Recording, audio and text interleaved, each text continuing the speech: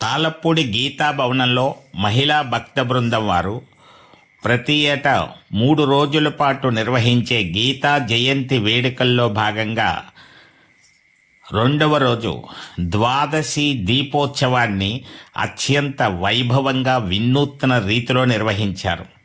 రాధాకృష్ణులు అనే పేరు వచ్చేలా దీపాలను అలంకరించడం, ఓం, స్వస్తికు గుర్తు, కొన్ని ప్రత్యేక నక్షత్రాలు వంటి ఆకృతుల్లో దీపాలను వెలిగించి విష్ణు సహస్రనామ స్తోత్ర పారాయణని, గోవింద నామావళి పఠించి దీపోత్సవాన్ని చక్కగా నిర్వహించారు.